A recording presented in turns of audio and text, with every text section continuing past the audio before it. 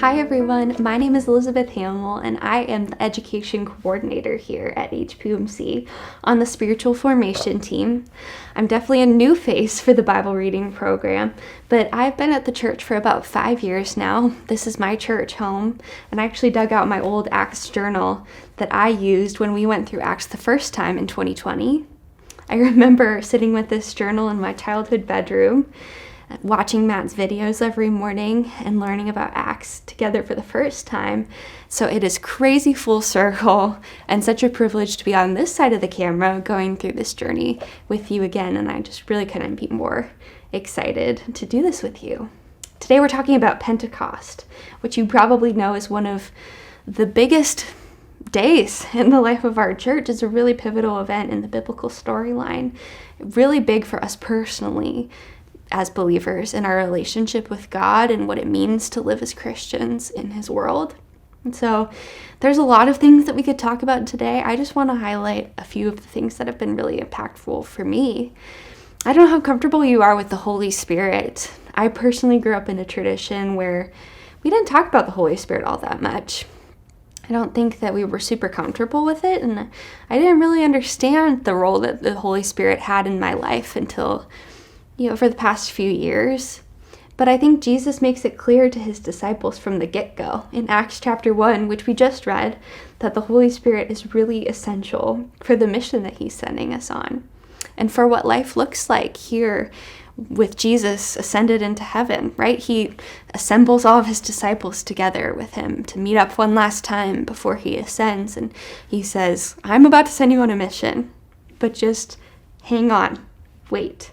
Don't do anything until you receive the Holy Spirit, and then you will be my witnesses in Jerusalem, Judea, Samaria, and to the ends of the earth.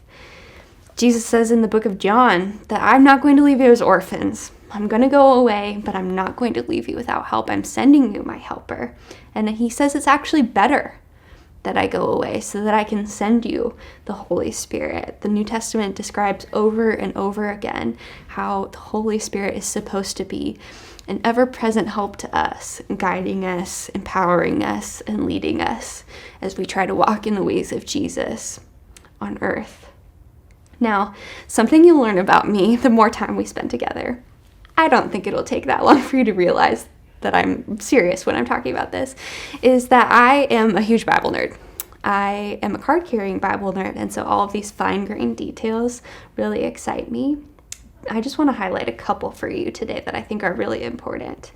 The first is the tongues of fire that we see, right? The tongues of fire, when the Holy Spirit comes, it comes and rests on them, and the imagery is that it's tongues of fire landing on each of them.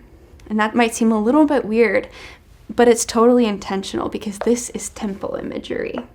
We're calling back to the Old Testament when we see stories like the burning bush, when Moses met the presence of God, when we see him descending on Mount Sinai and the presence of God is like fire there as well. And in 2 Chronicles, when His Spirit descends on the temple and fills it, and it's like this big rush of fire. Everywhere we see God dwelling with His presence in the Old Testament, there's fire. And now Luke is making a point to say, now the presence of God is dwelling within each of you believers. And so the fire comes to rest on you. So cool. The other thing I want to mention is that this is happening on the festival of Shavuot, which sounds like a fancy Hebrew word, but it's the celebration of the wheat festival in Judaism. And what's really cool to me is that 7 weeks before, on Resurrection Sunday, the Jews would have been celebrating the barley harvest, which was considered the less desirable harvest. It was the poor man's harvest. And then they would celebrate the wheat harvest on Pentecost, and that was the more desirable harvest. I think it's no accident that these pivotal events in our faith happen on these Jewish festival days. When Jesus dies and rises again, He rebuilds the bridge that was broken between us and God. He says, now you are free people. You are entering into my kingdom, my family, because of what I've done. And then 40 days later, there's another really pivotal event when the Holy Spirit descends and he says, now, not only are you free people, but you are empowered to live as free people. Not only are you in my kingdom, you go build my kingdom now with the help of the Holy Spirit. And so I think my big takeaway today, and the thing that I'd encourage you to think about, is twofold.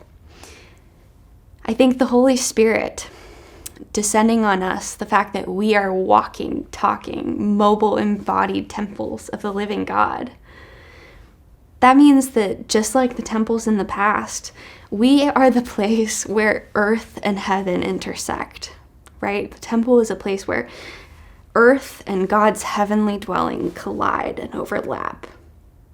And so it's a tremendous responsibility that we are supposed to go out into the world and bring kingdom. That wherever we walk and whoever we meet, kingdom should be bursting forth around us because we carry the presence of God. And that's a tremendous responsibility. But the other thing I want us to reflect on is what it means that the Holy Spirit is our helper. There's a reason that Jesus said, don't go try and do this on your own.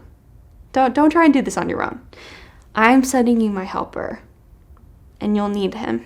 And so I just encourage all of us to reflect today on what it means that the Holy Spirit is your helper. You know, you're called to go out and build kingdom, but where do you need the Holy Spirit's help with that? Where do you need him to intercede in your weakness? Where do you need him to bring forth fruit of the Spirit in your life so that to the watching world around you, you can be a visible sign of the presence of God? I am so excited to be on this journey with you, and I will see you next time. Have a great day, friends.